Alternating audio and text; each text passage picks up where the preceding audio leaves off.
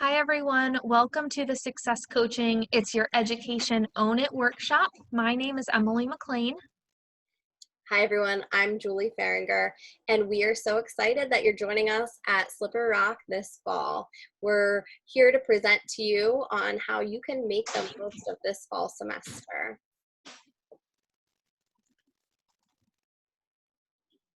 So during this presentation, we're going to really focus in on how you can own it. So what that breaks down to is orienting your mindset and making sure you're in a really great headspace for taking on the semester. Exploring your why. Why are you here? What purpose is SRU going to be to your story? And we're also going to take a look at how you can nourish your motivation, pull your intrinsic motivation out, and keep it rolling throughout this semester. We're also going to look at the it, identifying your healthy habits that you're already doing that you want to continue to do, and maybe pick up some more along the way. We're also going to look at time management strategies for success. So we first want to dive into this idea about what does it mean to be a self-directed learner and what does that really look like. And so these are some big ideas that basically mean you're taking initiative for your learning and for your education, and that there's something within you, some motivation within you that is fueling your desire to learn. And so when we break it down, here are some parts and pieces of being a self-directed learner. And it's really important right now because of this COVID learning environment and the fact that online classes do require students to self-regulate, have some discipline, and be proactive. And so you'll see some points on this slide here. Taking initiative is important.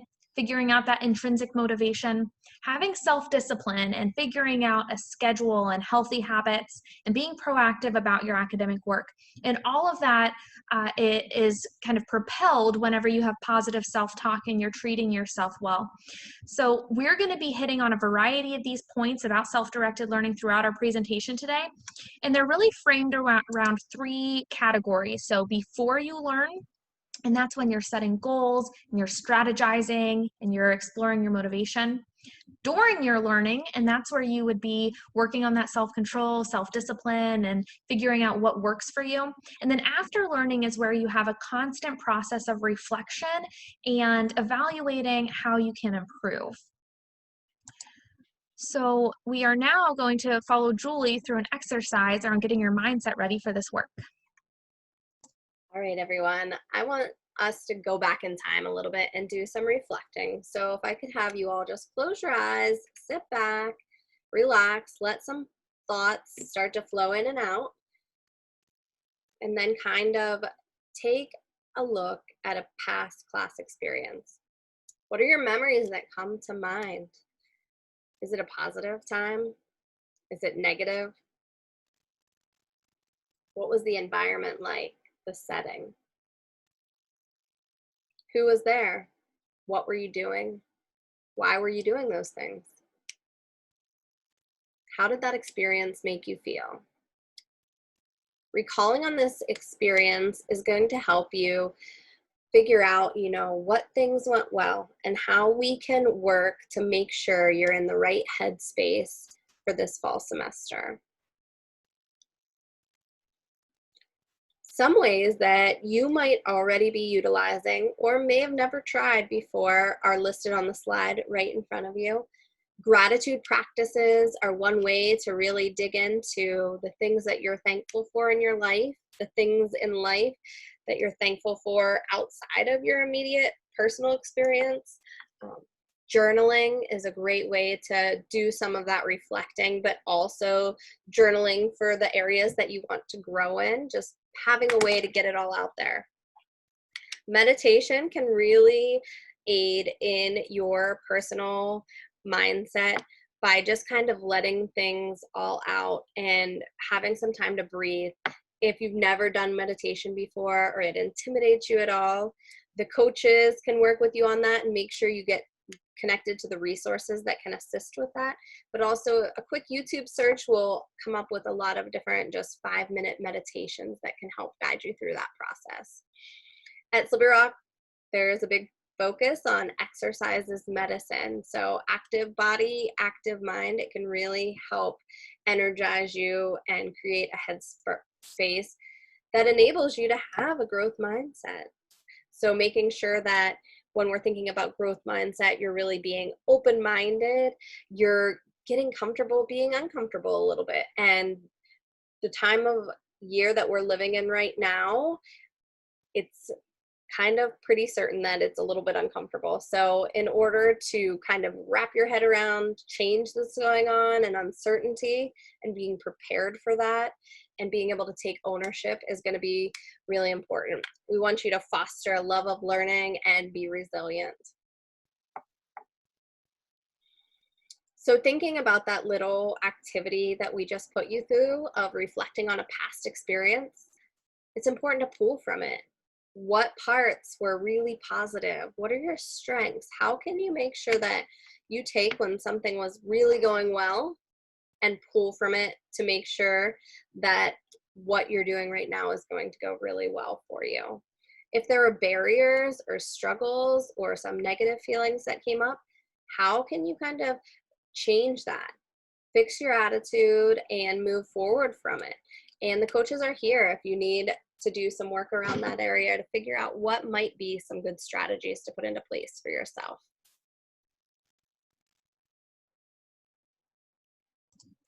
So when you're in a position to, your attitude's in check and you're really feeling ready to take on the challenges of your education, the next step is to start exploring your sense of purpose and why you're there to begin with. And so when we talk about exploring your personal why, we're really encouraging you to think through a variety of whys in which you've shown up in this space. So why did you choose SRU? Why did you choose college in general? Why did you choose your major? Even other things. Why might you be involved in a certain club or organization? Why might you be spending your time focusing on a certain topic? And so when you dig into those whys, you can really understand what are the things that matter to you and how does that show up in your life? What are those things fulfilling for you? Those can be some really deep conversations. They're very helpful for our growth. And there are people on campus that can help you through those conversations. And so we have a career team that can meet with you virtually this semester to explore your major. They do something called life design that's really helpful. You can also meet with your success coach to start some of these conversations about your personal why. The other part of it is discovering your values. And sometimes these things are connected and it's not one before the other, but your values are really those core factors that are fueling you and motivating you. And we have a list of different values on a worksheet on our webpage, which you'll have the link to. And we encourage you to get on that activity sheet and just look through those values and see if anything resonates with you, follow the activity guide, and then start thinking about the values that do stick out to you. How do they show up in your life? How are you living those out in your college experience?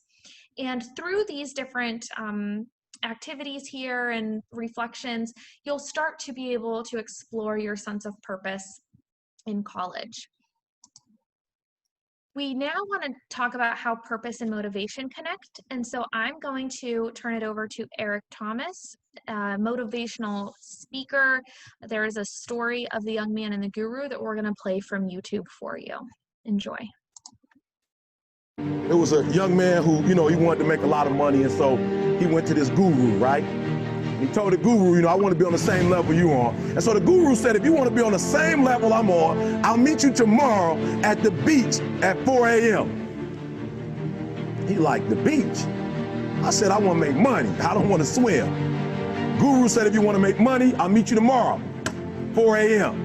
So the young man got there at 4 a.m. He all ready to rock and roll, got on the suit. The old man grabs his hand, said, how bad do you want to be successful? He said, real bad. He said, walk on out in the water. When he walks out to the water, it goes waist deep. So he like, this guy crazy. I want to make money. He got me out here swimming. So the old man said, I thought you said you wanted to be successful. He said, I do. He came, dropped his head in, held him down, hold him down. Just before my man was about to pass out, he raised him up. He said, I got a question for you. He said, when you were underwater, what did you want to do? I said, I wanted to breathe. He told the guy, He said, when you want to succeed as bad as you want to breathe, then you'll be successful. And I'm here to tell you, number one, that most of you say you want to be successful, but you don't want it bad. You just kind of want it. You don't want it badder than you want to party. You don't want it as much as you want to be cool. Only those who risk going too far can possibly find out how far one can go. Are you hearing me? You don't count the cost on this one. You don't count the cost on this one. You just do what you got to do on this one, and then you look back when it's all over and you see the rewards. You look back and you see the accomplishments. You don't count it. You just look back and you see that you succeeded. So what I'm telling you is you can't count the cost, because if you count the cost and you see how much it costs, you might quit. You might give up. So you got to go in knowing that I don't count the cost. Listen to me. You don't count how many breaths you take. You don't count it. You get to a point when you don't count it. You just do whatever it takes to get whatever you want.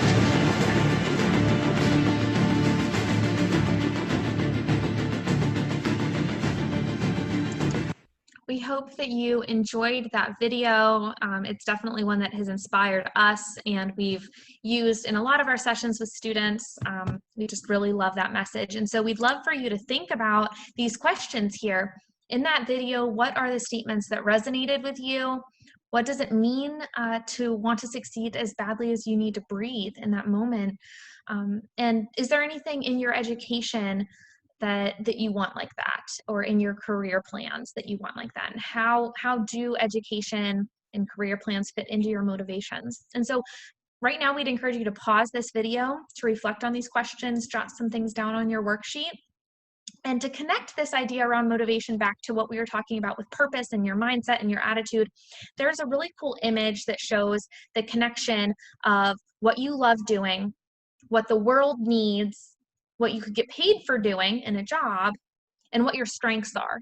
And at the intersection of those four things is your sense of purpose. And so we love that visualization to really think about what is motivating you and how do those motivations affect your college experience. And so one area that we see those connections come out is in how you engage in your learning. There are 3 types of learners, according to a guy named Ken Bain, he wrote a book about what the best college students do by interviewing the experts in the field, the best people in every industry. He asked them what they did in college. And in his findings, he learned that there are 3 types of learners. And so some students might be learning to just, scratch the surface and get by. And he called those surface learners. Some learners they have a very specific goal and they're doing everything to strategically reach that one goal. And then there's learners who are deeply engaging, learning for learning's sake. And so what we want to do through this presentation is help you figure out how can you come to become a deep learner? What does it look like to be able to just engage and enjoy the content? And so some of the things that we're going to encourage you to do during your time in college is to find the content that you're curious about. What gives you that sense of wonder? What really, lights you up and leaves you like thinking, I want to know more. Where are the spaces or the topics where you enjoy critically thinking and problem solving, and the challenge is something that excites you? And where are the areas where you want to make more connections? You want to meet more people or talk to more people about something, or you want to find more resources? And we just really want you to find that space where you're engaging deeply with your content and you're getting excited about it. Now, we know challenges are going to come up and get in the way of these things. And then there are a lot of barriers out there that can block us from deeply learning. And that's something we're going to talk in a little bit about too. All right, this image you may be familiar with, maybe not, but once you come and have your first semester at Slippery Rock, there's a chance that this might be you. And if you don't have the proper strategies, you might feel like everything is on fire around you and thinking, oh, this is fine. So by doing this presentation with you and hopefully you reaching out to your resources and your support networks and finding out what strategies are you going to put in place for yourself before you get the ball rolling at Slippery Rock, then maybe you can extinguish some of these flames before they even start. So how are you going to do that? How are you going to own it? This next part of the presentation is really going to focus in on identifying healthy habits and taking a look at time management and what are some strategies that are going to help you really have the best experience possible. So looking at healthy habits, what things are you doing already for yourself? Take a look back at what you did in high school or maybe at another collegiate experience and think about, how did you plan your time? Did you protect your time? What kinds of good habits did you already have in place for yourself? It'll be important to build on those and keep those things that worked really well for you in your back pocket. And then also figure out, what healthy habits would you like to put in play for yourself? Making a time management plan, which we'll talk about next, is going to be very important, but also doing some really great goal setting and sitting down and thinking about what it is that you want to achieve academically, personally, socially.